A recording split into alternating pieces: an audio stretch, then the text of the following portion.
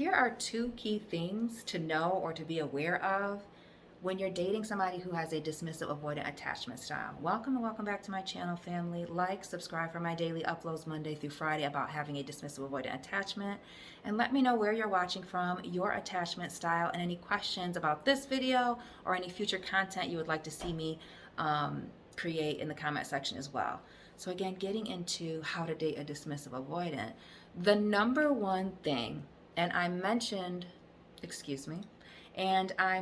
this in my previous video, again, subscribe, join the family, check the playlist, is to start slow. Slow. What's the rush? Where's the fire? Okay? In your pants? Because anything that is worth having takes time.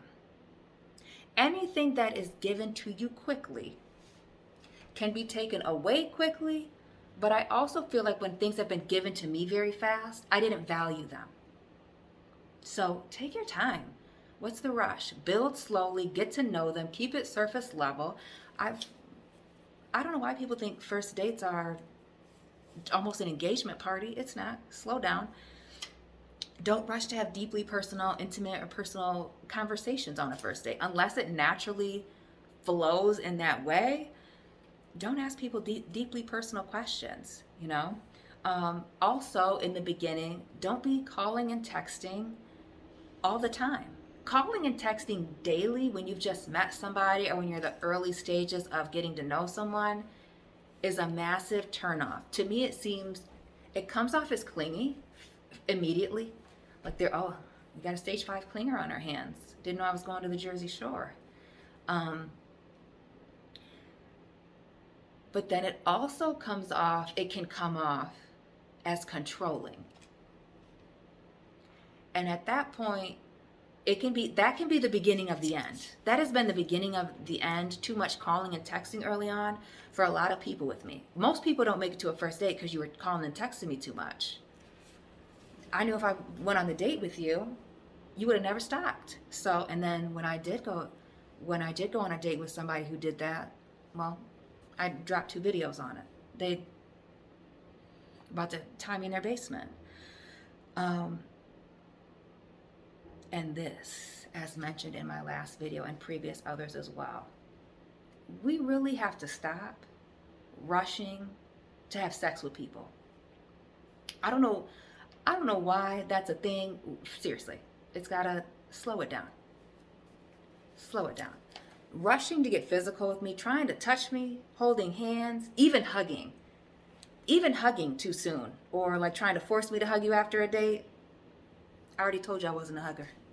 Now, Heisman, out of there. No can do. Trying to rush physical touch or physical intimacy, emotional intimacy too soon, that's grounds for immediate removal. And the other thing is, as I get into, respect their space. As somebody who has a dismissive avoidant attachment, we need space. We need to feel independent. Like we can do things on our own. That just because you entered my life, it doesn't mean that everything gets turned around, upside down. I have to be with you every moment of every day. No, respect their space. If I ask for space, maybe a little bit further on in the dating or getting to know each other, maybe even early stages of a relationship, if I ask for space because I'm tired, because I'm busy, because I have things going on, please respect that. Please do not. If I have asked for space, and I as a person, if I ask for space, I tell you exactly how long I'm going to need space, because I do not want you to contact me at all during the time that I've asked for space. That is exactly why I do that. And anybody who's watching this that has a dismissive avoidant attachment, hey y'all, you're the real VIPs. But if you do not tell your partner, secure, anxious, insecure, tall, short, skinny, fat, if you tell somebody you need space and you don't tell them when the deadline is that you're going to come back to a situation, understand that person's going to reach out. And not communicating is only going to further get them to act out and continue to call you, or even worse, show up. You have to communicate that you want this person to stop, how much space that you need, and for how long. Bad communication is not an excuse for anything. You have to be clear. I'm a clear communicator. You have to be a better communicator. At the very least, dismissive avoidance, communication is so key. Communication solves a lot of things. Also, to the people that are engaging with the dismissive avoidance, you need to be very clear and upfront about your needs and your boundaries. If you are not very clear and direct in the beginning, and then let's say you need a lot of closeness, quality time, right? Sitting next to each other on the couch, holding hands, physical intimacy. If you tell me that up front, I'm going to let you know up front, I don't do that. Or how quickly are you expecting it to get there? Because I don't get there until much later. Well, if you're expecting to be intimate with me in 60 days, 30, 60 days, it's over. And I don't have to waste my time, and you don't have to waste your time. I don't understand the fear of, if I tell this person this, they'll leave. They're going to leave anyway. You're not going to meet their needs. They're not going to meet your needs. Why would you waste 30 days with them? You're not going to get those 30 days back. Have them dump you at the first date, and so you don't have to worry about it on the 5th. You know what I mean? If you do not clearly communicate your needs to someone, because people know what they can and can't do, then you know where you stand. You know where you stand, they know where they stand, and you can choose to move accordingly. Once you've laid out what your needs, boundaries are, and the other person's laid out needs and boundaries, now it's time to, turn words into actions. And when somebody's actions don't match their words, or maybe it just isn't what you need, maybe it's not enough, maybe it's too much, maybe it's just you're not compatible after a while, then you can go. And you've laid everything all out. I don't feel bad about walking away when I've been myself and I've laid everything all out. But when I didn't lay everything all out, I would feel bad, like, oh man, I really didn't. Now I don't have to worry about that.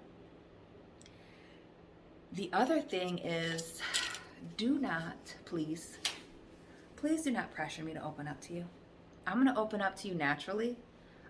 As I wouldn't say that I'm a big talker, but when I like you and when I'm comfortable with you, I will speak a whole lot more.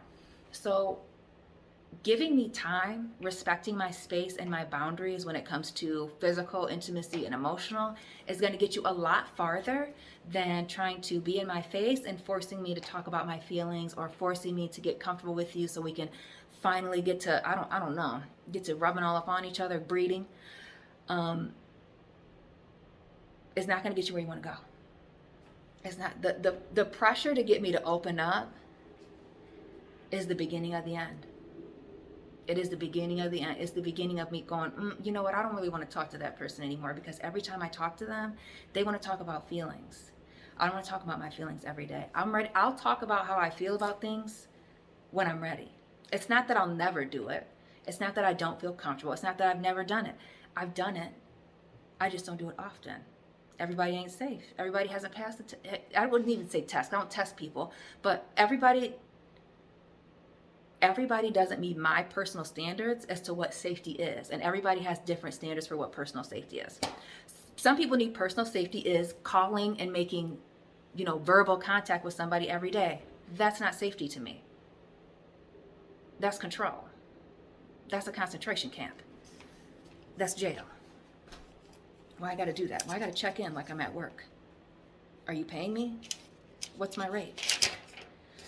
So respect space, move slow, but also it is so essential. Move slow, respect space, but state your boundaries. That is the third thing, and all those things are equal. Your boundaries are just as important as step number 1, which is to move slow. If you don't say what you need, somebody doesn't know. And if you say that you have a boundary and you don't enforce it, and somebody continues to move on in a certain way, they think that you're actually okay with it. So again, stating your boundaries and holding firm to whatever those boundaries are, it's just so much better. Because then even if somebody has a boundary and I don't like it, when they hold their boundary, I respect them.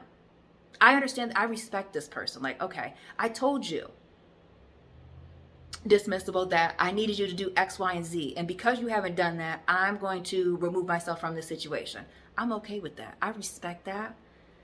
I can deal with that all day long. The person that tells me that they need one thing, or this is their boundary and their standard, and they don't hold that, or I see over time that they're willing to flip-flop on that, or maybe that was never actually a real boundary for them, I start to lose respect for you. And then it's like, okay, what's this person's real angle? Or are they just really needy? Are they just clingy? Are they desperate to have me around? Then it becomes a totally different thing.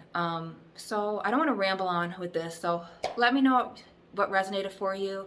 Drop your attachment style. Let me know where you're watching from. Like, share, and subscribe for my daily content Monday through Friday. And family, dismissables, I'll be tapping in with you very soon. Keep it real.